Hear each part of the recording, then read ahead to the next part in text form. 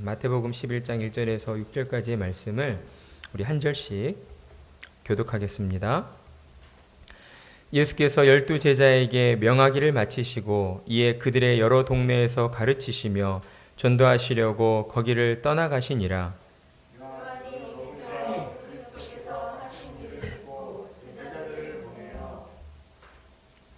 예수께 여짜오되 오실 그이가 당신이오니이까 우리가 다른 일을 기다리오리이까.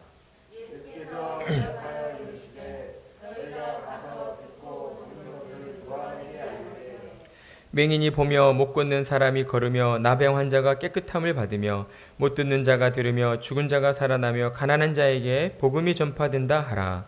누구든지 나로 말미암아 실족하지 아니하는 자는 복이 있도다 하시니라. 아멘. 오늘 우리는 끝까지 믿는 자는 복이 있도다 라는 제목으로 말씀을 나누도록 하겠습니다. 예수님은 제자들을 불러놓고 추수할 것은 많되 일꾼이 적다라고 말씀하시며 12명의 제자를 사도로 부르시고 그들을 하나님 나라의 추수꾼으로 세워주셨습니다. 그리고 그들에게 이스라엘 집에 잃어버린 양에게로 가서 천국을 전파하고 하나님 나라에 합당한 자들을 찾아 그들에게 평안을 전하라고 말씀하셨습니다. 예수님이 제자들에게 전하라 하신 평안은 무엇보다 하나님과 화평을 이루도록 하는 것이었습니다. 죄로 부패한 인간은 어떠한 존재입니까? 하나님과 원수된 자들입니다. 때문에 이 땅의 모든 사람들은 이 땅에 태어나는 그 순간부터 하나님을 대적하는 자들로 태어났다라고 할 수 있는 것이죠. 하지만 죄로 인하여 영적 어두움에 빠져 있는 인간들은 자기 자신이 얼마나 비참한 처지에 놓여 있는가를 깨닫지 못하고 있습니다. 그래서 인간은 하나님과 화평을 원하지 않을 뿐더러 스스로의 힘으로 하나님을 찾고 구할 수도 없는 것이죠. 그러나 하나님께서는 그런 인간들을 사랑하셨습니다. 그리고 죄인들을 구원하시기 위해 독생자 예수 그리스도를 보내주셨고 그들을 구원하시기 위해 말씀을 가르치시고 병든 자들과 귀신 들린 자들을 고치시고 그들에게 천국 복음을 전파해 주신 것입니다. 하지만 예수님이 전하신 복음을 듣는 세상의 반응은 어떠했습니까? 세상의 반응은 매우 냉담했습니다. 수많은 무리가 예수님을 따라다녔고 예수님께서 보여주신 그 놀라운 기적들을 직접 경험하고 보았음에도 불구하고 그들 가운데 예수님을 하나님이 약속하신 메시아로 인정하는 사람들이 매우 적었다라는 것이죠. 그러나 예수님께서는 제자들에게 그러한 사람들의 반응이 지극히 당연하다라고 말씀하십니다. 아니 도리어 예수님의 그 이름 때문에 너희는 세상 모든 사람들로부터 미움을 받게 될 것이고 박해를 받게 될 것이다 라고 말씀하신 것이죠. 그러면서 예수님께서는 너희는 복음 전도자로서 이러한 세상을 감당해야 한다라고 말씀하셨습니다. 어떻게 감당해야 하는 것입니까? 무엇보다 오직 하나님 한 분만을 두려워해야 한다라고 말씀하셨습니다. 그리고 하나님이 너희에게 주신 그 사명을 이루기 위해 너희의 십자가를 지고 하나님의 영광을 위하여 너희 생명을 버릴 각오를 해야 한다. 너희의 목숨을 버릴 준비가 되어 있어야 한다라고 말씀하셨습니다. 이렇듯 예수님께서 복음 전도자로 부름받은 12사도에게 하신 말씀은 비단 12사도만을 위해 하신 말씀은 아니었습니다. 오늘날 하나님의 은혜로 구원받은 이 땅의 모든 믿는 자들, 모든 성도들을 향하여 하신 말씀이라는 것이죠. 따라서 예수님의 말씀을 종합해 보면 예수님께서는 오늘날 믿는 자들에게 또한 하나님께 합당한 자라면 너희가 예수님을 위해 너희 자신을 희생할 줄 알아야 한다. 너희의 생명을 버릴 각오가 되어 있어야 한다라고 우리에게 요구하신다라고 할 수가 있는 것입니다. 그렇다면 우리는 어떻습니까? 하나님이 우리에게 희생을 요구하신다는 것에 대하여 우리는 어떤 생각을 가지고 있는가 하는 것입니다. 하나님을 알지 못하고 하나님의 사랑과 은혜를 경험하지 못한 사람들은 아마도 예수님의 이런 요구 앞에서 하나님은 매우 강압적이고 매우 악랄한 폭군이라고 생각을 할지도 모릅니다. 하지만 하나님의 은혜를 경험한 자들이라면 나를 향한 그분의 사랑이 얼마나 크고 놀라운 것인가를 깨달아 아는 사람이라면 그렇게 생각할 수가 없는 것이죠. 하나님의 은혜가 그 마음 깊은 곳에 자리하는 사람은 내게 주어진 모든 것이 하나님의 것입니다 라고 고백하며 내 생명과 내 삶은 오직 하나님의 뜻을 위하여 주어졌음을 믿음으로 고백하는 사람들일 것입니다. 그리고 이 땅을 사는 동안 죽을 때까지 하나님을 영화롭게 해드리는 그 일들에 생명을 바치는 사람들이다라는 것이죠. 그렇습니다. 사랑하는 성도 여러분, 저와 여러분은 이처럼 하나님의 뜻을 위해 살아야 하는 자들로 부름을 받았습니다. 우리에게 주어진 자기 십자가를 지고 예수님의 뒤를 따라가야 하는 것입니다. 예수님을 따라가기만 하면 됩니다. 그러면 하나님께서 우리의 삶을 통해 하나님의 영광을 드러내 주시고 우리의 자녀들과 우리의 형제들과 우리의 이웃들을 통해 살아계신 하나님을 경험케 해 주시는 것입니다.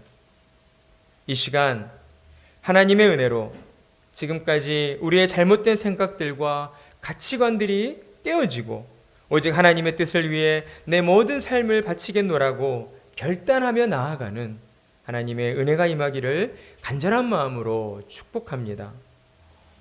예수님은 12제자에게 복음 전도자로서 너희가 반드시 숙지해야 할 내용들이 있다라고 하시며 10장의 말씀을 통해 제자들에게 당부의 말씀을 들려주셨습니다. 그리고 이제 11장으로 넘어와서 예수님께서는 그 말씀들을 다 마치신 후에 이제 예수님도 여러 동네를 다니시며 복음을 가르치시고 전도하기 위해 그곳을 떠나 다른 곳으로 이동해 가셨다라고 우리에게 말씀하고 있습니다.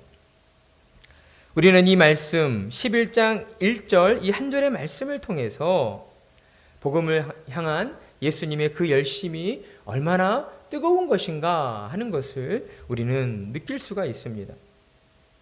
예수님은 이렇듯 항상 믿는 자들 앞에 서서 본이 되어주시는 분이었습니다. 예수님은 제자들에게 전도하라고 명령만 내리시고 뒤로 물러나 계시는 분이 아니시다라는 것이죠. 예수님은 세상의 일반적인 지도자들처럼 지시만 하고 지켜보는 그러한 리더십이 아니라 자신이 먼저 하나님의 말씀에 순종하여 스스로 낮고 비천한 자리로 내려가 복음을 위해 자신의 목숨까지 내어주시는 온전한 희생의 리더십, 섬김의 리더십을 우리에게 보여주신 것입니다. 예수님의 섬김의 리더십이 매우 특별하다는 것을 우리는 11장 1절을 통해 확인할 수가 있는데 우리 11장 1절의 말씀을 다시 한번 읽어보겠습니다. 시작.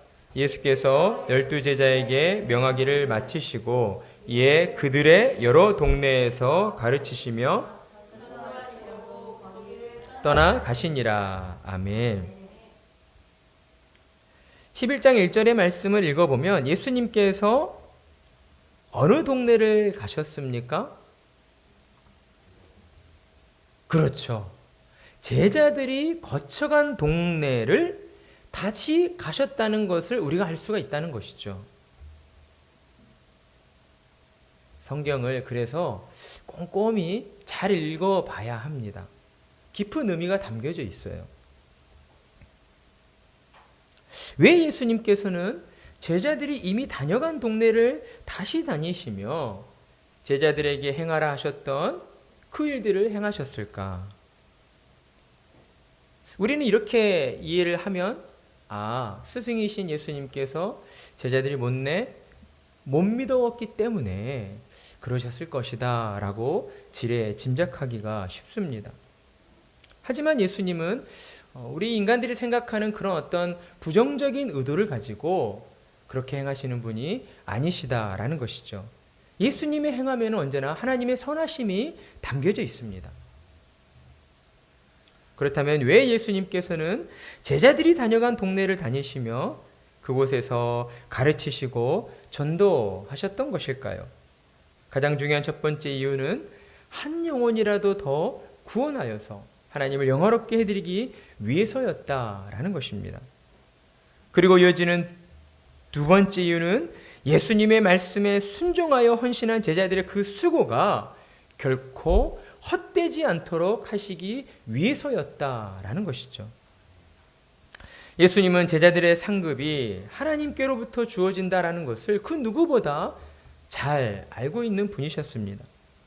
그렇기 때문에 예수님은 제자들의 수고 헌신을 통해 이루어진 그 전도의 열매가 매우 풍성하게 열리게 되기를 그 누구보다 간절히 원하셨다는 것입니다.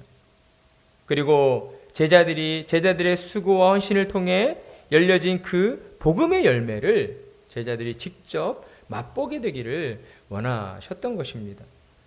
그래서 예수님께서는 제자들이 다녀간 여러 동네를 다시 한번 돌아다니시며 제자들을 통해 복음을 들었던 그들의 영혼 가운데에 하나님의 권능으로 다시 한번 복음을 들려주시고 그들에게 하나님 나라를 가르쳐 주셨던 것입니다. 그러한 수고를 친히 아끼지 않으셨다라는 것이죠. 이것이 바로 우리에게 보여주시고 있는 예수님의 섬김의 리더십입니다. 이러한 리더십은 오늘날 우리 사회 많은 부분들에서도 요구되어지고 있다라고 할 수 있습니다. 사람들은 옛날처럼 전진 앞으로 이렇게 명령만 내리는 그런 리더십을 원하고 있지 않다는 것이죠. 분명 리더십을 가진 지도자는 목표를 정하고 그 목표를 향해 앞장서 달려갈 줄 알아야 합니다.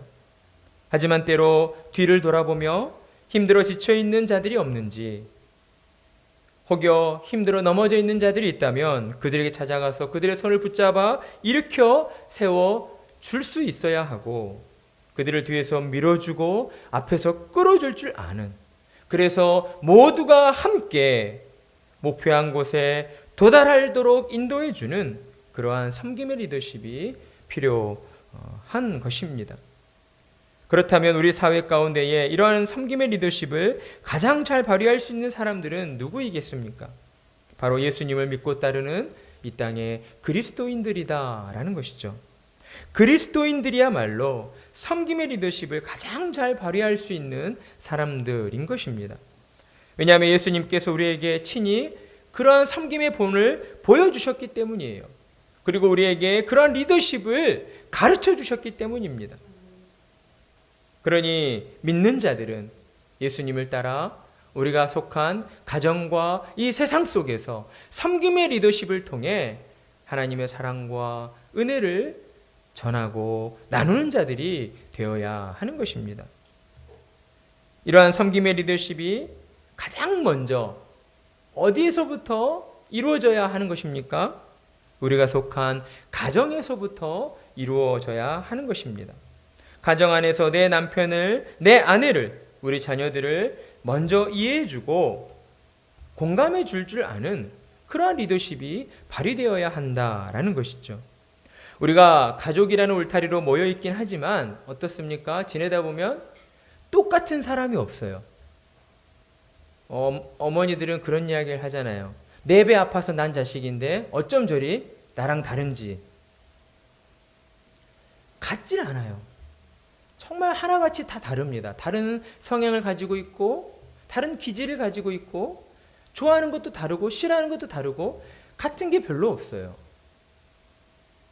하지만 가족이라는 울타리로 모여있기 때문에 우리는 그 속에서 우리가 서로 다르다는 것을 인정할 수 있어야 하고 그 속에서 하나님의 사랑과 은혜를 느낄 수 있도록 우리가 섬김의 리더십을 발휘해야 한다라는 것이죠.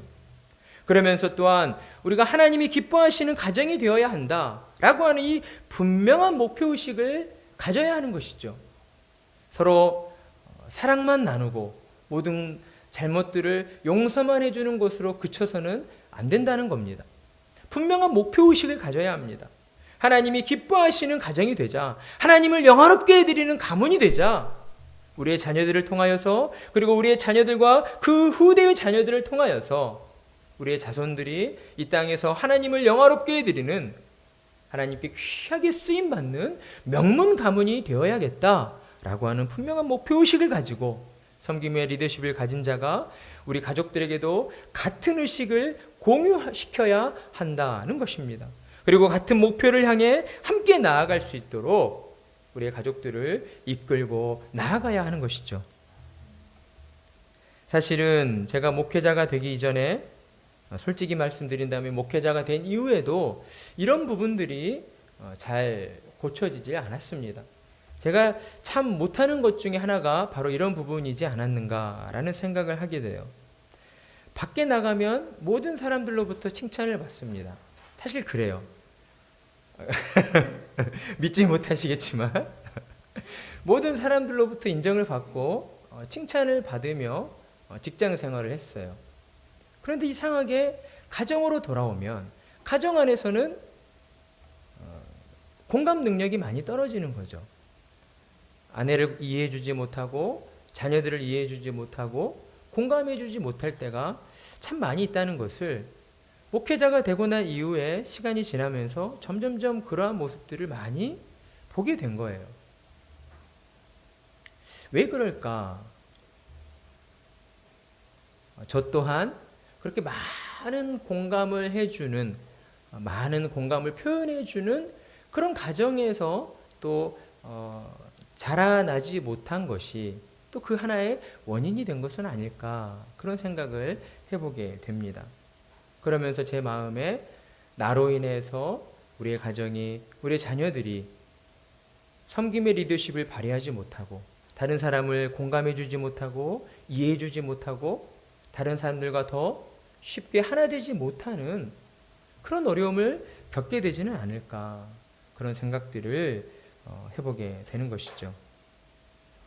저의 이러한 부족한 공감 능력을 바로 잡아주는 데에는 우리의 아내의 역할이 매우 컸습니다. 매일 아내의 잔소리를 듣다 보니 내가 정말 그런가? 내가 정말 잘못된 부분이 있는 것인가? 라고 깨닫게 되는 것이죠. 하나님도 우리에게 그처럼 끊임없이 잔소리를 하는 분이십니다. 성경을 통해서, 말씀을 통해서 매 주일 예배당에 나와 말씀을 들어보면 어때요? 가끔 저희 아내가 그런 이야기를 합니다. 이 똑같은 말을 또 하고 또 하고 또 하느냐고. 저도 잘 알고 있습니다. 근데 저의 능력이 부족한 탓이겠죠. 하지만 하나님의 말씀을 우리가 읽고 묵상하다 보면 하나님 말씀이 크게 다르지 않다는 것을 우리가 깨닫게 됩니다. 하신 말씀을 또 하시고 또 하시고 또 하시고 계시는 거예요. 한 주 동안 세상의 삶 속에서 세상의 가치관에 부딪히며 힘들어하고 지쳐하는 우리에게 필요한 것이 무엇인가? 다시 하나님의 말씀 앞에 서는 것이죠. 하나님을 사랑하고 이웃을 사랑하고, 정말 하나님을 사랑한다면, 하나님을 믿는다면 우리가 어떻게 살아야 할 것인가에 대한 질문을 던져주는 것이죠. 그렇듯 저는 우리 아내의 그러한 계속된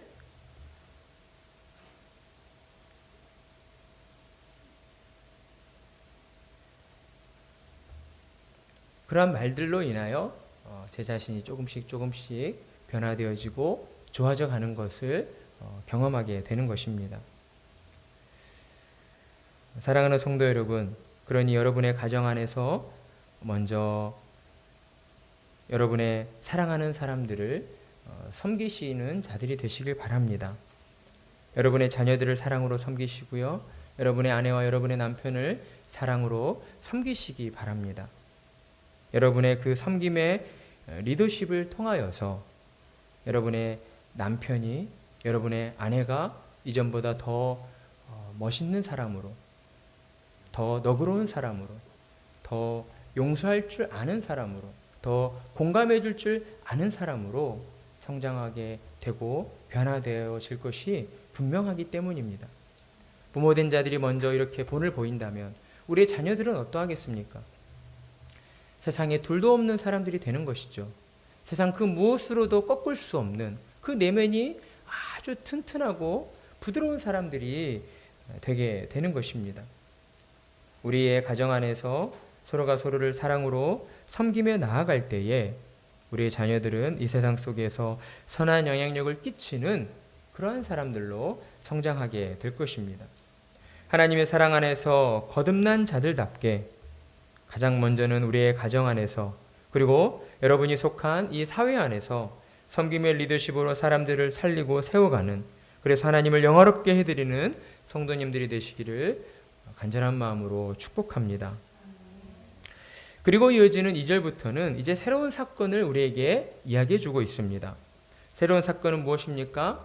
예수님께서 이제 어느 곳에 머무르고 계실 때에 요한의 제자들이 예수님께 찾아와서 다음과 같은 질문을 하고 있는 것이죠. 우리 2절에서 3절 말씀을 함께 읽어보겠습니다. 시작. 요한이 옥에서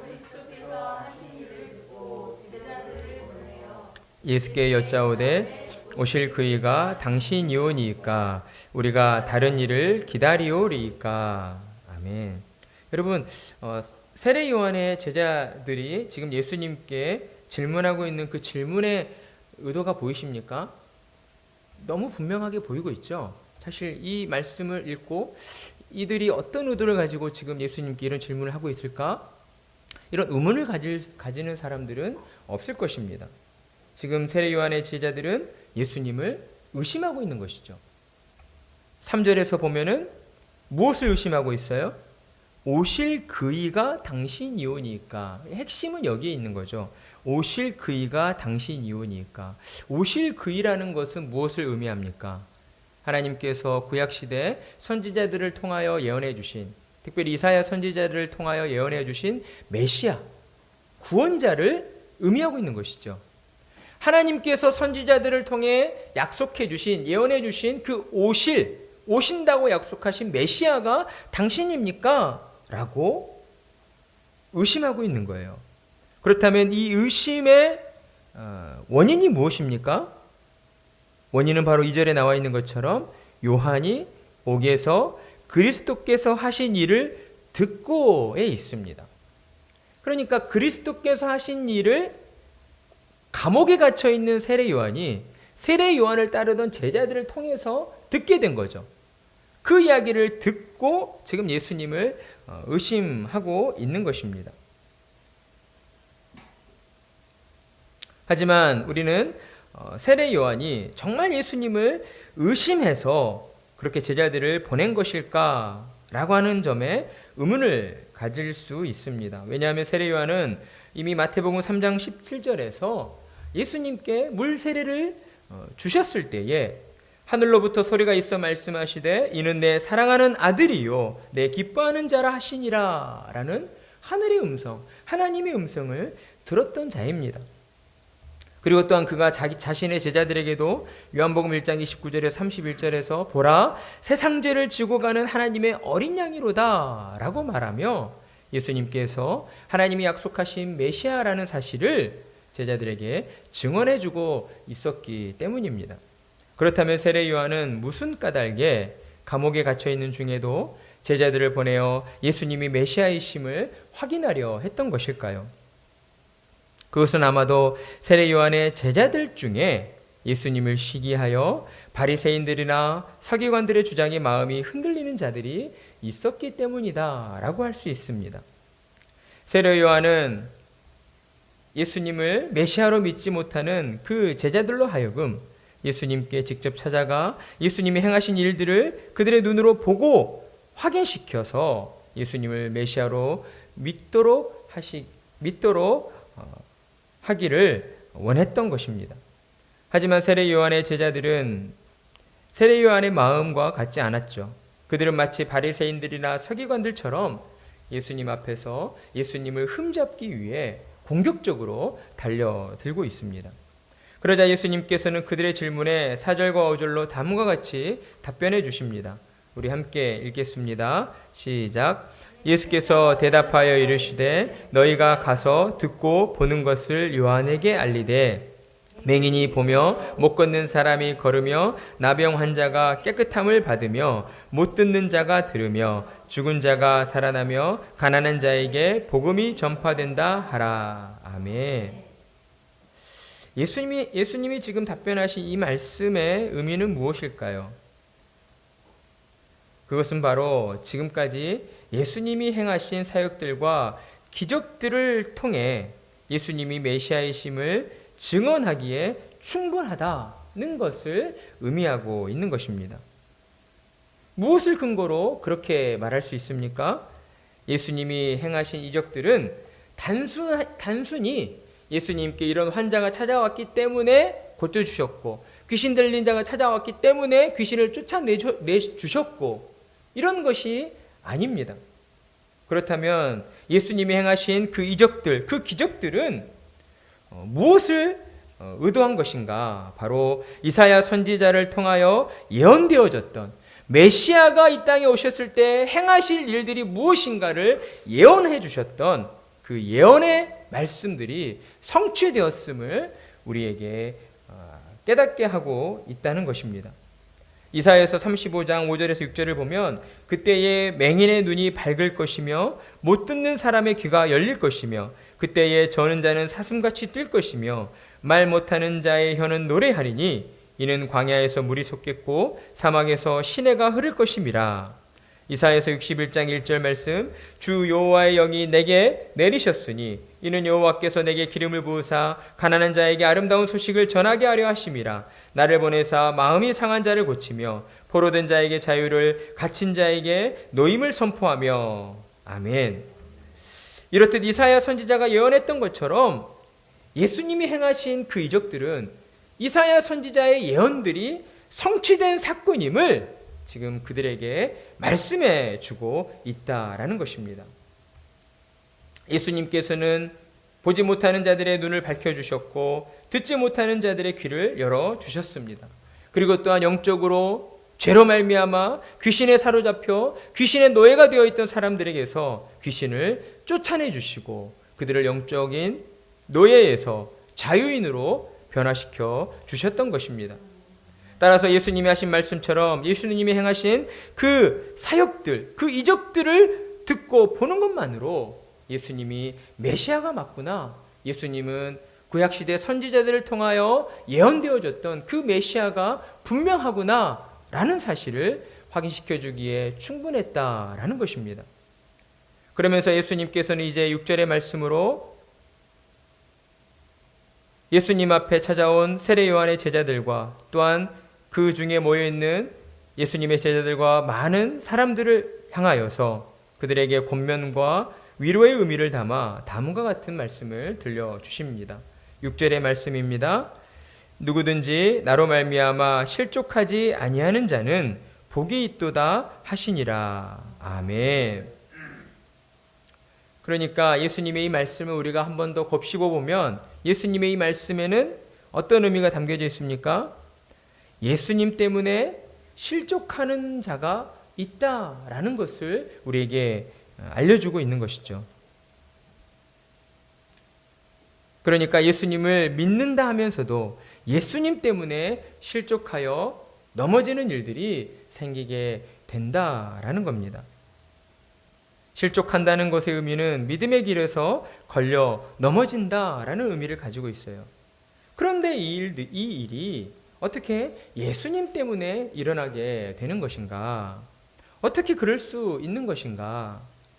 그것은 바로 우리가 예수님을 믿는다 하면서도 우리의 마음이 하나님을 향하여서 그리고 또 한편은 이 세상을 향하여서 우리의 마음이 둘로 나뉘어져 있을 때 그러한 일들이 일어날 수 있다라는 것입니다. 하나님을 믿는다 하면서도 우리가 세상의 가치를 쫓아 살아갈 때에 세상에 좋아 보이는 금은 보화에 우리의 마음이 쏠려 있을 때에 우리가 예수님으로 인하여 실족하게 되는 일들이 일어나게 되는 것입니다. 어떠할 때 그런 일들이 벌어지겠습니까? 우리 안에 있는 믿음의 양심상으로는 이런 일들을 하는 것이 합당치 않아요. 그런데 다른 한편으로 세상의 양심으로 이 일을 바라볼 때에는 이 일을 행하는 것이 내게 이익이 되고 내게 더 유익이 된다. 이런 경우에 우리의 마음이 하나님의 뜻 안에 있지 못할 때가 더러 있다는 것이죠. 우리가 예수님을 믿고 따른다 하면서도 우리의 말과 행동이 일치하지 않을 때에 우리는 예수님으로 말미암아 믿음의 길에서 넘어지게 되는 그런 일들이 벌어지게 되는 것입니다. 따라서 우리는 예수님을 믿는다 한다면, 예수님을 우리가 진정으로 믿고 따르는 자들이라고 한다면 우리 또한 예수님처럼 말과 행동이 일치하는 사람이 되어야 하는 것입니다. 예수님께서는 자신이 가르치고 전하였던 그 복음의 내용과 정확하게 일치하는 삶을 사셨습니다. 자신의 가르침에서 하나도 어긋남이 없으셨어요. 그렇기 때문에 우리는 예수님을 믿고 따라갈 수 있는 겁니다. 여러분의 남편을 믿을 수 있습니까? 여러분의 아내를, 자녀를 믿을 수가 있습니까? 사실 믿는다고는 하지만 정확히 말씀드린다면 믿으려고 노력하는 것이겠죠. 온전히 믿을 수는 없습니다. 왜냐하면 우리는 연약한 인간이기 때문에요.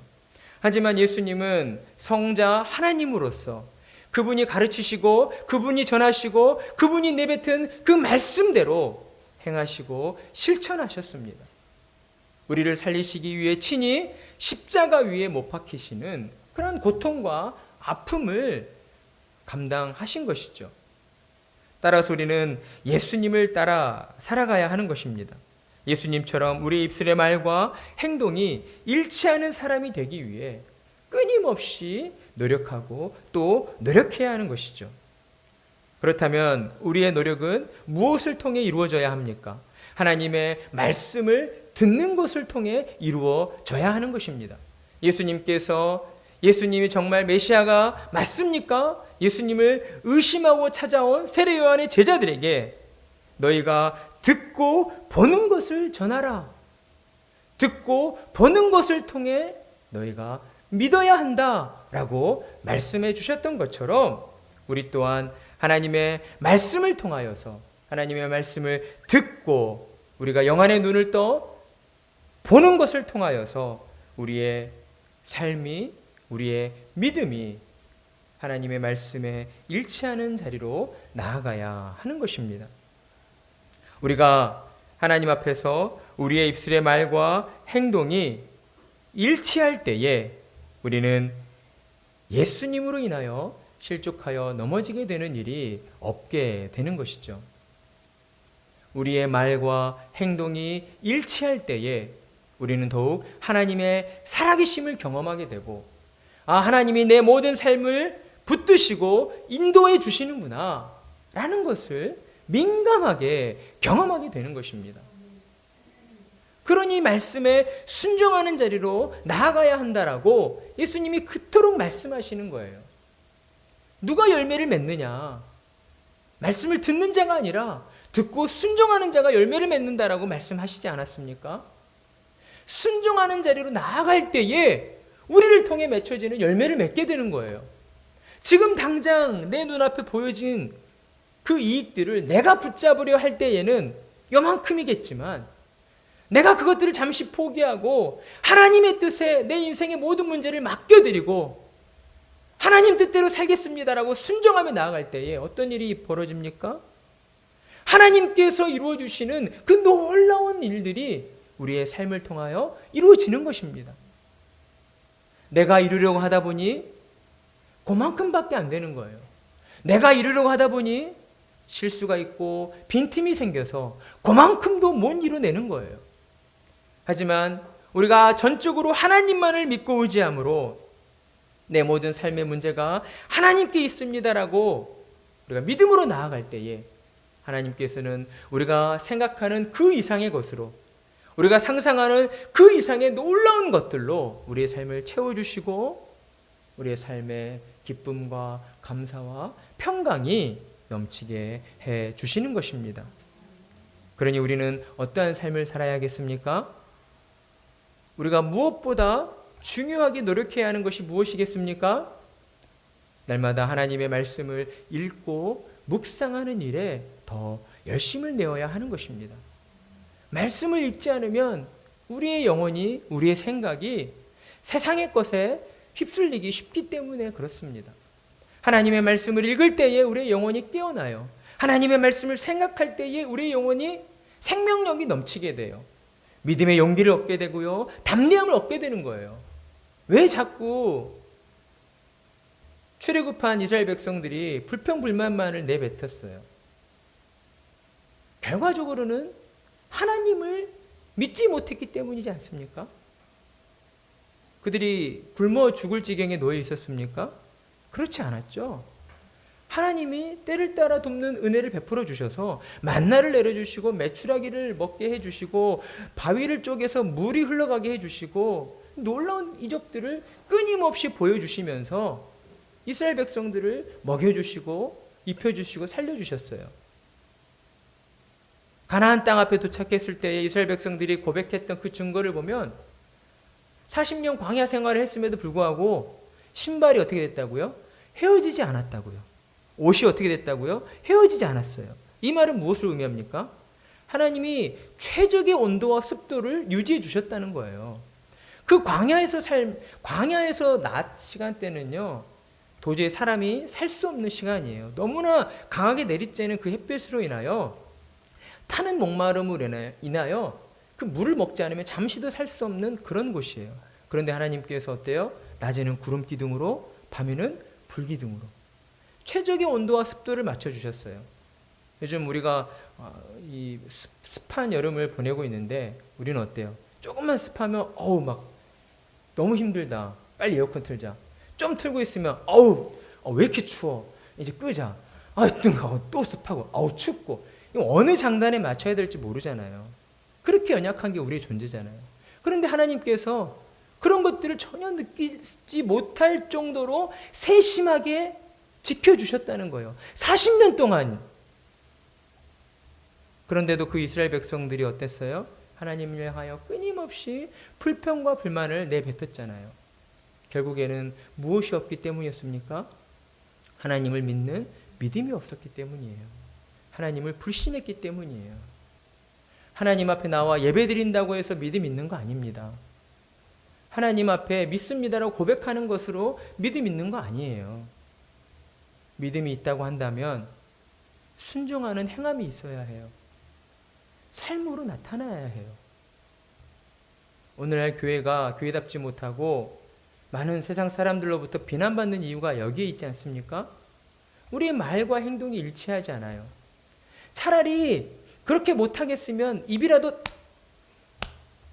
딱 다물고 있어야 되는데 왜 그리 믿는 사람들이 또 말은 많은지, 물론 저도 마찬가지입니다.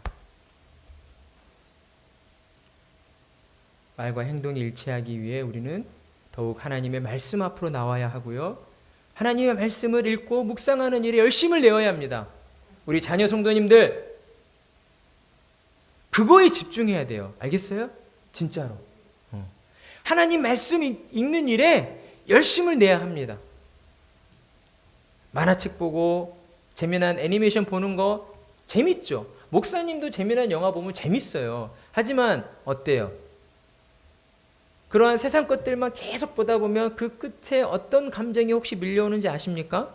이걸 안다면 끝까지 가봤다는 건데 공허함이 밀려와요. 허무함이 밀려와요. 참 희한하죠? 세상 것들을 좋아해서 그걸 끝까지 파보다 보면요, 그 끝은 결국 허무함이에요. 뭔가 남는 게 없어요. 정신적으로도 멍해져요. 이게 뭐지? 그런 시간들이 반복되어지다 보면 그 사람의 멘탈은 무너지는 거예요. 그러니 우리는 더욱 하나님의 말씀 앞으로 나와야 합니다. 그리고 하나님의 말씀을 듣고 보는 것을 통하여 우리의 믿음이 더욱 견고해지는 자리로 우리가 나아가야 하는 것이죠. 그리할 때 하나님께서 우리의 그 믿음을 보시고 우리를 통하여 이 땅에 큰 일들을 이루어 주실 것입니다. 여러분과 여러분의 자녀들과 여러분의 가문이 그렇게 믿음으로 말미암아 하나님께 쓰임 받으시기를 간절한 마음으로 축원합니다.